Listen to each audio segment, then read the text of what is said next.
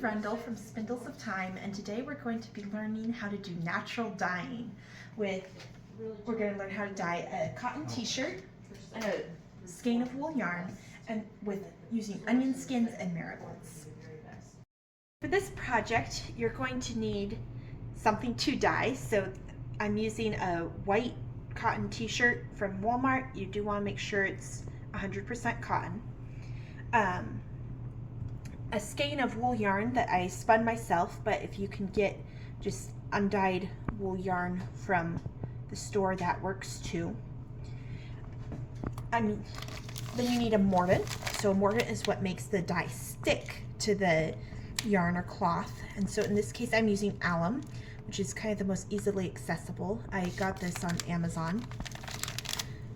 And then I'm using marigolds. I grew mine myself. You can buy them online already dried. You just need the whole little flower, but you don't need any of the stalks or leaves or anything like that. And then onion skins. I just got onions from the supermarket. It would take a lot of onions to get enough onion skins, so if you don't use a lot of onions, I would suggest kind of reaching down underneath the onion skins at the supermarket to get some of the extras that have fallen into the bin. So the first thing you're going to do is you're going to put your fiber or cloth into room temperature water. So I've unwound my skein. I'm just going to stick it down there in the water. And then I'm going to stick the t-shirt in as well. And so this just helps the fibers expand so that they're ready to receive the dye when you put it into the dye pot. So while your fiber is sitting in the room temperature water, you can get your dye pot started. So I'm just filling this pot. It's a pretty good size, so I'm just going to fill it about halfway up with water, and then we'll get started. But it is good to note that I'm just using cheapo stainless steel pots from Walmart. You don't necessarily want to use the pots that you're cooking in unless you wash them really, really well afterwards. So if you have a really nice pot, I wouldn't recommend using it because it might ruin it. Now we're going to add the mordant and the dye. So of this alum, I'm going to use about a little bit of a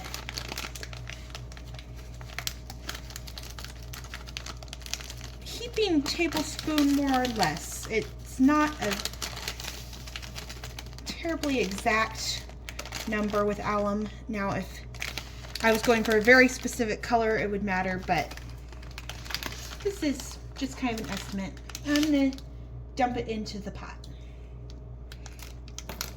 And I'm going to use my wooden spoon. Once again, it may or may not be usable after using in a dye pot, so you will want to use one that you don't care about too much. I'm just going to stir that in, and I'm going to start giving myself some heat. So I'm going to turn it on to lower side of medium. You want it to get almost to the point where it's boiling, but not quite. Now for this dye pot, as I said before, I'm going to do a mix of onion skins and marigolds. So I'm just going to go ahead and dump those in while the pot is still heating up. So, well, missed a sticker off of that onion skin. I'm just going to kind of stuff it down in there. Make sure they get nice and in there.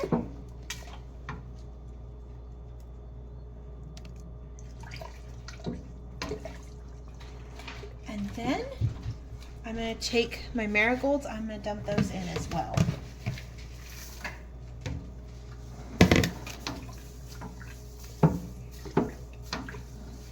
Just try and get everything kind of underwater.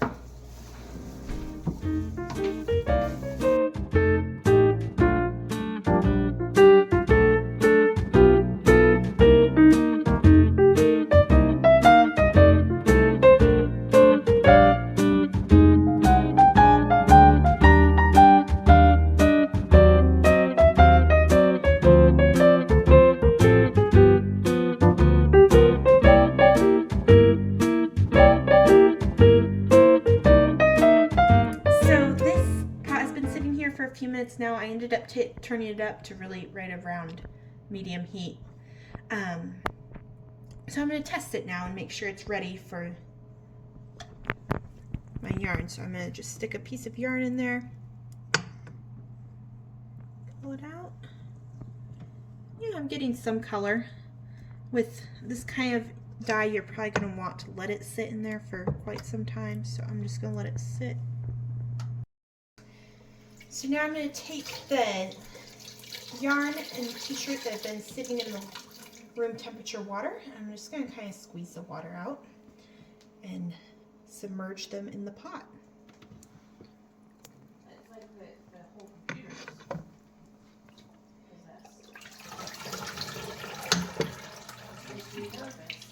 And then we'll let it sit for quite some time. I'm just going to stick it down in there.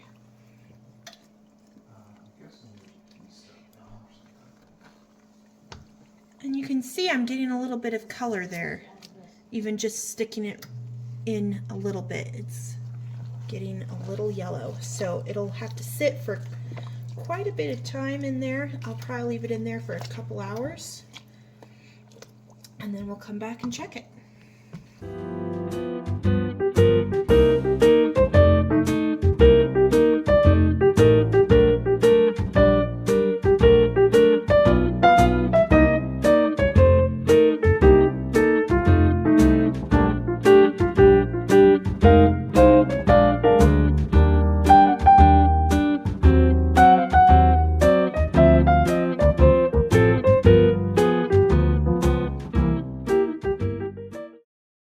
So now I'm going to take the stuff out of the pot.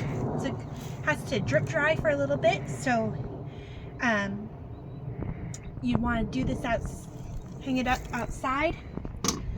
So it's still pretty hot and everything. I'm just going to use my spoon, lift it out. It is a good idea to let it sit on the stove without any heat for a few minutes before you take it out of the pot, so it isn't so hot you can't touch it. You can see we got a really lovely yellow color. It's really bright, sunshiny color. Now I'm going to reach in and get out my yarn. And as you can see, there's stuff clinging to it. There's going to be stuff falling out. That's why you want to do this outside or in a designated workspace where it doesn't matter if yellow gets everywhere. So I'll just let it drip dry here for a little while, depending on how much time none of the times are perfect science, but there you have it. So there's still plenty of good dye here, so I want to save that.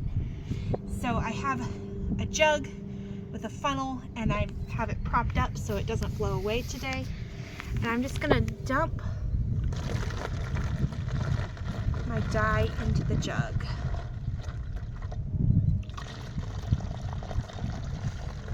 And you don't really want too many of the flowers or onion skins to get in there, because they're not necessary.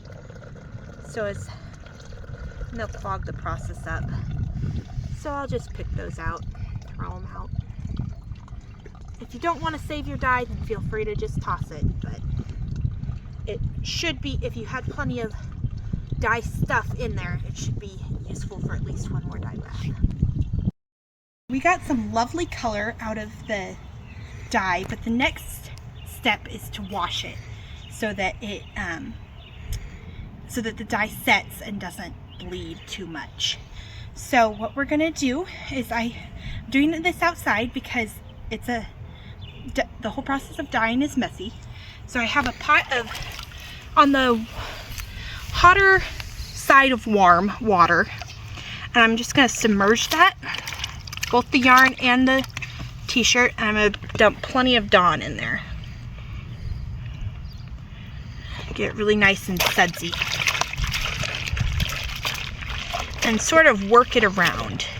And with the t-shirt, it doesn't really matter how much you work it. You'll want to be kind of careful if you're using wool yarn, because it will felt or get sort of matted to itself. I'm just going to let it work. You can see how my water is turning yellow.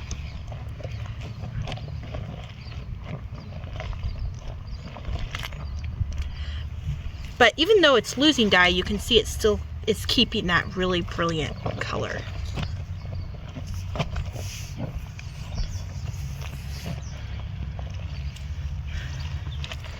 Now I am going to dump this out. So you'll want to dump it someplace where you don't care too much about if you dump soap on the ground.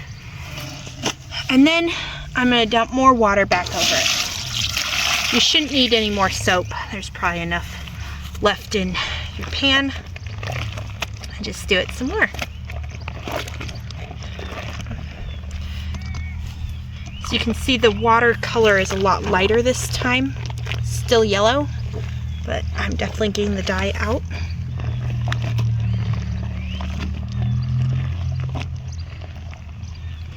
And dump.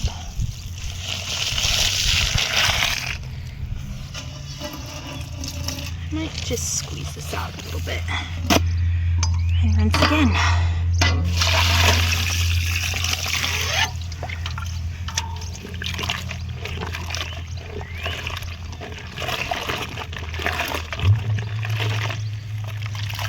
My water is almost running clear, so I'll just rinse a few more times, get the suds out, and the last bit of that dye. So I would say, even though you are rinsing the dye out, you are still not going to want to wash this with other things until you've washed it separately many times.